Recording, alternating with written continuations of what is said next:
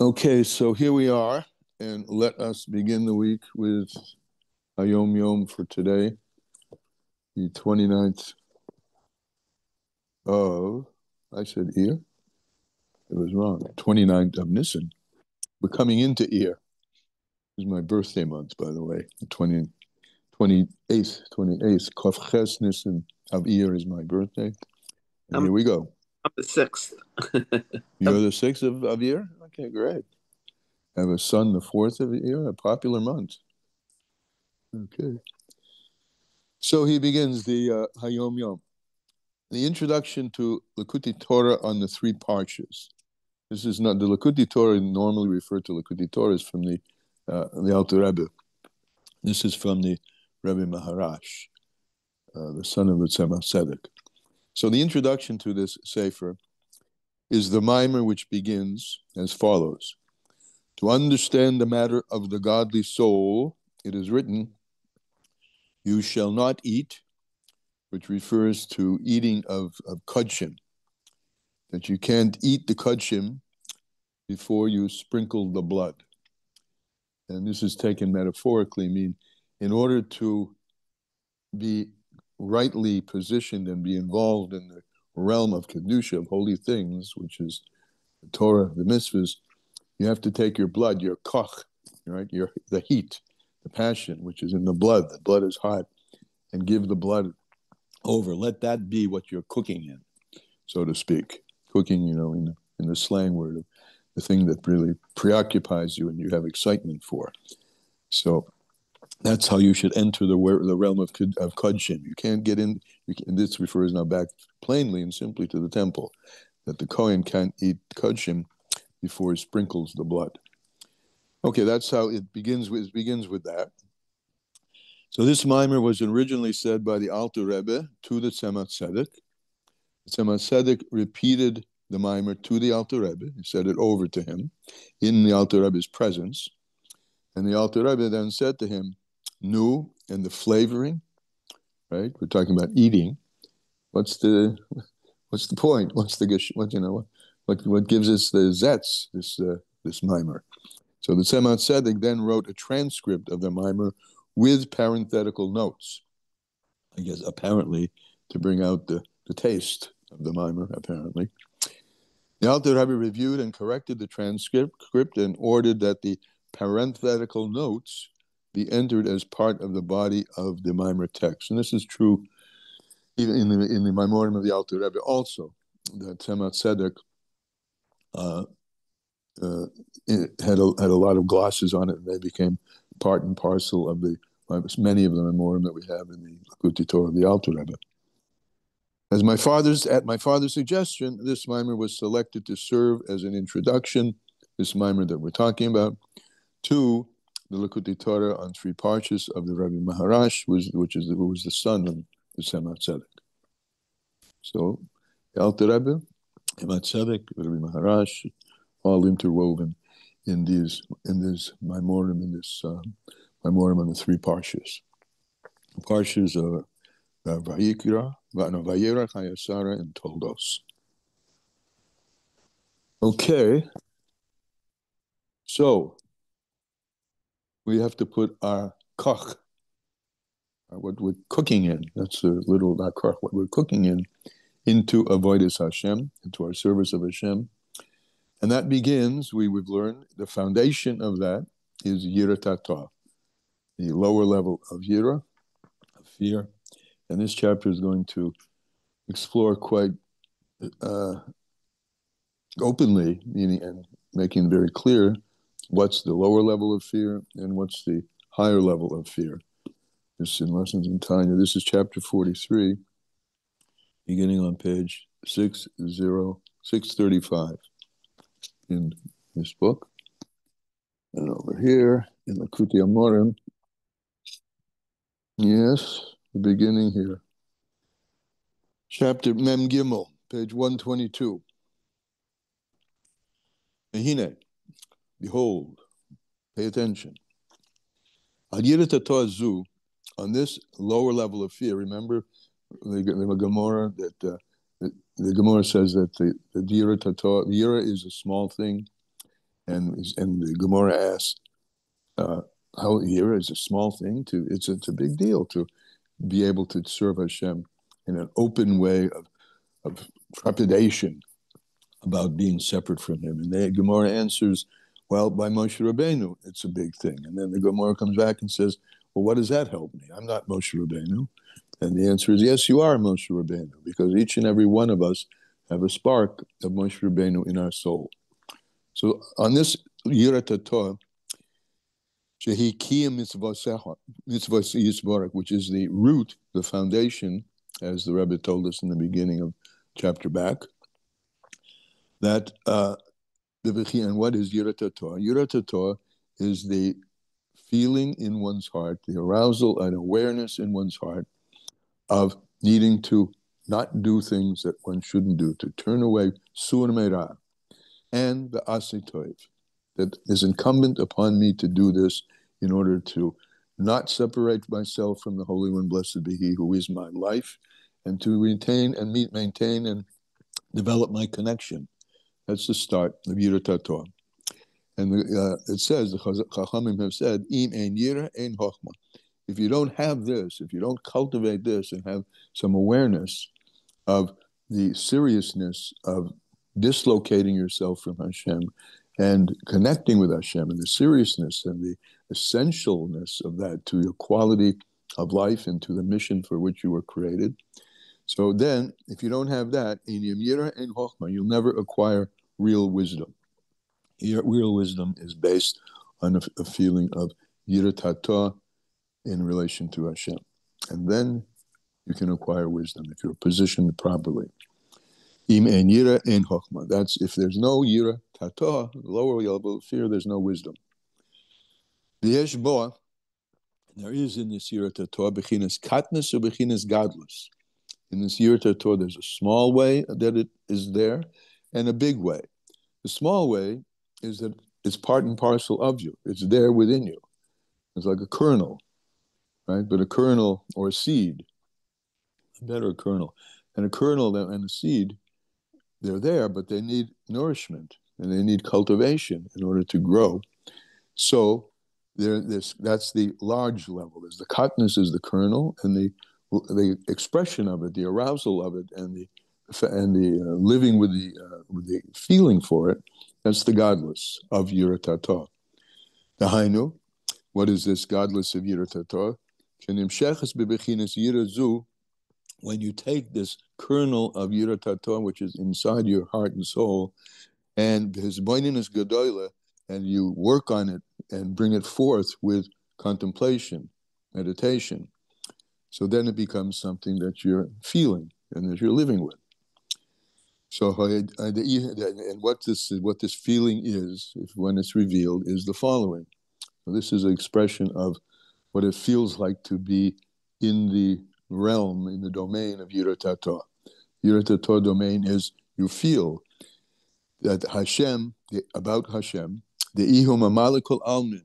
You're looking at the world and the diversity and the infinity of the world, and you see and you feel that it's Hashem who's filling all of this world, and the world is vast. As the Chachamim said, to go from the earth to the first level of heaven requires 500 years, Tavkov, and between each level of firmament, there are infinite levels of heavens and distances between them. So this is about contemplating the grandeur of Hashem's Malchus, the power of His Malchus. By the way, today is Malchus of Gevura, right? So Malchus is Hashem's kingdom, and Gevura is the power of the kingdom. And this is what we're talking about here, to have a feeling for the powerful greatness, unfathomable greatness of Hashem's creation. And he's going on with this. Ragli achayes keneged kulam, that the feet of the holy angels are keneged all of them. The distance, the largeness of them is unmeasurable. V'chein hahistalshalis, and also the way that worlds descend one from another from Hashem's Or Ein Sof. Istalshalos Kol Elamas, since the chain of descent of all worlds, Lamayla ad Emreim Hamaylas, higher and higher and higher to the highest levels. Afal B'chein Nikra Yirazu, contemplating that, having that in your consciousness, nevertheless, this is called Yira Tator, Yira Katsonius V'Tator. It's an external and Tator. Why is it called external? Because it's drawn from a contemplation, well, a looking and a contemplation of the world, which the world, remember, Olam Milosh and Helam, is God concealing himself. Worlds are just an expression of God's externality, not who he is intimately. And so it's called the Yira Chatzonius, the Yira that's built on, developed from contemplating only the externality of God, which is infinite and immeasurable, the creation. Shehem levushim shel hamelech, which all these worlds, these creations, are just the garments of the King, of HaKodesh Baruch Hu, the Holy One, blessed be He. And there's our word Malchus, Malchus Shebegavura. Oh, there's another, Hashem himself is called the Gavura, Hagavura. And so this is the expression of, that's interesting, this is today's sphere, expression of God's, the Malchus, the kingship, and only the kingdom, meaning the external manifestation of the Gavura, the one who is the most powerful. Hashem Istarta, because this is Yiratator, because the whole of creation, as I said, he's about to say, is godliness is Mistarter or Misalim or Mislabish Bahem. Godliness is concealed and hidden and enclosed in all this vastness of creation. And that's the life force which is in creation, the Hachayesim, to keep it alive, Ulakaimon, to keep it extant. Liyes Yesh Ma'ayin, that the worlds should come into being to be something substantial from something totally insubstantial, which is the ayin, Yesh Ma'ayin.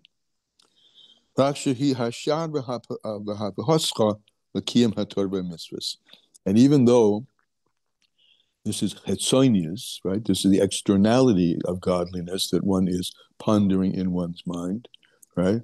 This is the gateway and the opening to fulfill the Torah and mitzvahs. Pondering the greatness of Hashem, which is unfathomable. That's Yira Tatah. Yira Eloha, the higher level of fear, Yira Boishes, which is called Yira Boishes. Boishes means literally shame. The way it's taken is complete bittul, complete given over, complete nullification of the self. Yira Boishes. Yira Panemius. It's also called Yira Panemius. Why? Well, as you would expect, if that's contemplating the externality of Hashem, the Chesonius, so this is contemplating the Panemius of Hashem. What is that? Panemius, first of all, it's the drawings out, it's the expression of God that exists, not from the garments that he puts on. Remember our metaphor about the king and the subjects? It's not the garments of the king that cause you to be afraid of the king. It's what he is inside, his inherent malchus that you don't see, but is expressed through his garments. This is the panemius of the king. And this Yira Eloah is a relationship to that panemius, the panemius of Elokus, which is within inside, which is inside inside the worlds. And on that is said, Im Chochma Ein Yira. If you don't have wisdom, if you haven't first contemplated the vastness of creation and realized that its intricacy and its orchestration is so beyond anything, and that has aroused a feeling of wanting to connect with that's the wisdom, right? So that's the platform for going even further and realizing and having a connection with that which is beyond and before and deeper than any creation. And on that, it said, that comes, in other words, this level, the second level of fear, comes from the first, from acquiring the wisdom, which comes from as a result of the lower level of fear.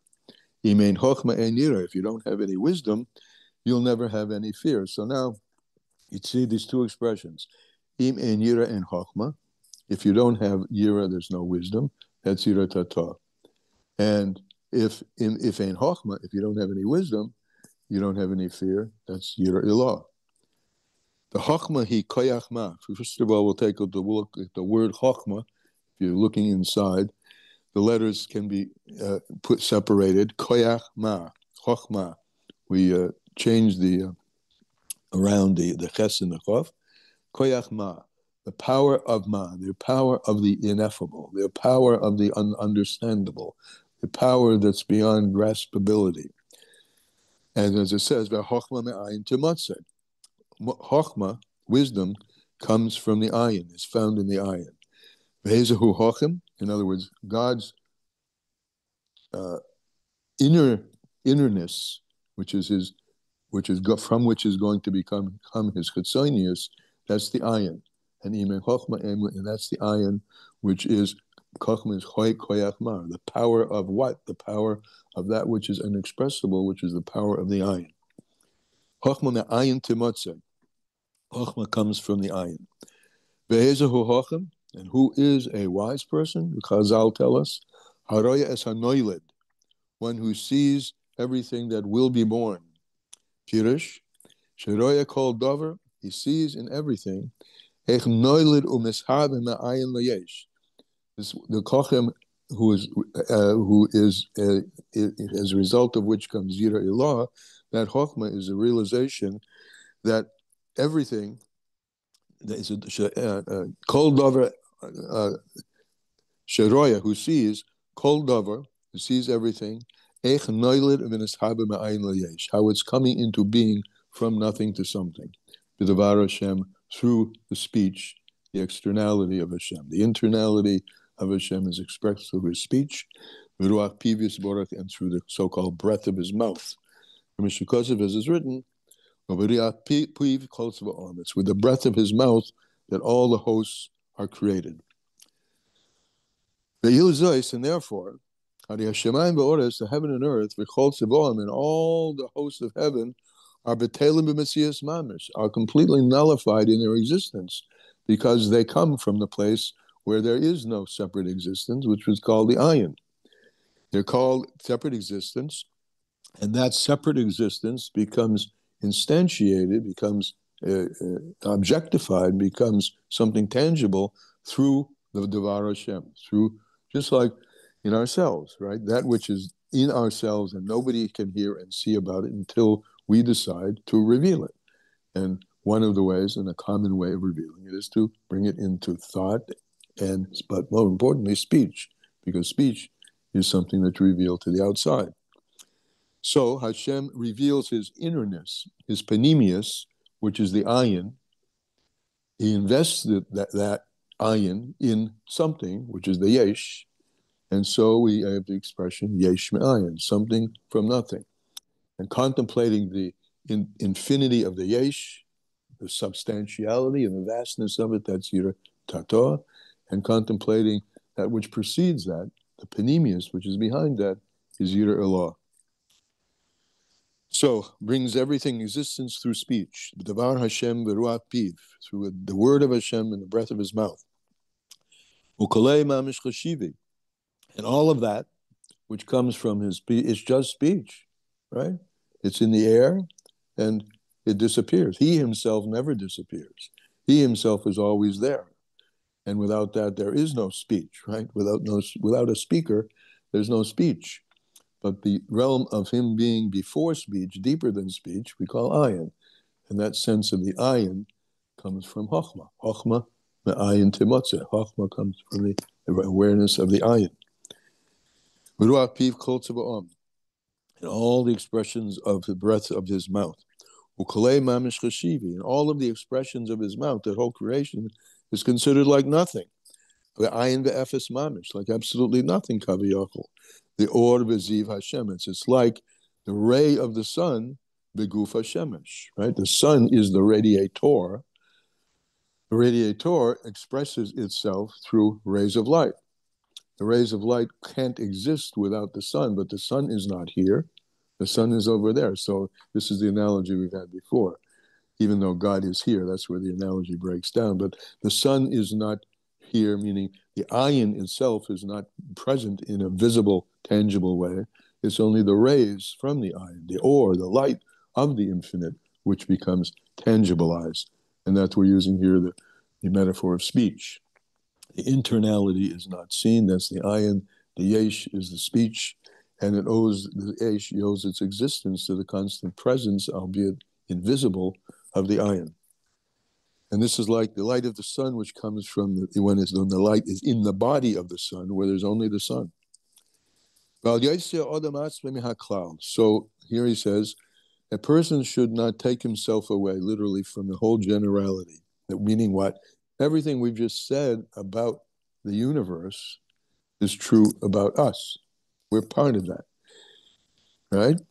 Shegam gufe v'nafshe v'chiyuse v'nishmose. A person's body and a person's soul and his spirit and his neshama, those deeper realms of the soul, in fact, are batelim b'metzios, are actually nullified in their existence b'davar Hashem, in the word of Hashem, because it's everything exists only from the speech of God. And if you work your way backwards, there's all the stuff, including us and every aspect of us, which is revealed from and comes to existence as an object, as a thing, through the speech of God. The speech of God goes back into places which are totally hidden of God, hidden parts of God, which is the ayin itself. And so you go from object to speech to thought and all the way back, as is expressed in these chapter 20 and 21 at length. B'derech mashal, as a way of an example, b'nefesh ha'adam, from the soul of a person. So let's look at us. Shadibur echad mideburim hashavtai, that one utterance from one's mouth, each in all this talk I've been talking here, coming out of his mouth, and behind it should be, and apparently is, some thought, because I'm giving over the Alter Rebbe's thinking. All of that is kaloi mamish, is absolutely like nothing compared to the essence, which is deeper and invisible. And this is what it says. If there's no fear of Hashem, in other words, you won't, ein chochmah, then there's no wisdom. So you have to have fear to bring to any kind of wisdom. And the wisdom, that's the lower fear, and the wisdom will bring you to the upper fear. And as he ends this section today by saying it's impossible to grasp this level of this fear and this wisdom, fear of Hashem, and wisdom in what's really going on. Mitzvahs, only through fulfilling the Torah and mitzvahs. You have to come to Yirah HaTorah in order to develop the wisdom. Imen Yirah and Chochmah. And then in Chochmah, if you don't have the Chochmah, you got to have the Chochmah to be the platform for Yirah Ilah. So the starting place is Yirah HaTorah. So this is a long explanation of what he had told us. Where was it? Back in Eric. I don't just understand the second here. I think it's Mem Aleph. Yeah, Mem Aleph. Yeah, Perek Mem Aleph. You have to know, it has to be remembrance constantly. And the root of all service, avoida, is that Yira, talking about Yira Torah, is the root of turning from evil and love to do good. The root of everything is the Yira Torah. Achitzoinius, the lower level of fear. And this is what it means. If there's no Yira Torah, then there's no Chachma. And if there's no Chachma, there's no Yira Ilah. That's today's Tanya.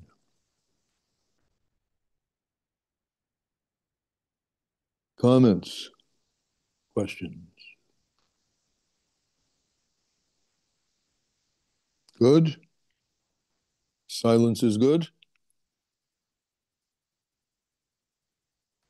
All right. So we'll see you tomorrow, Mr. Hashem. Carry on. Bye-bye.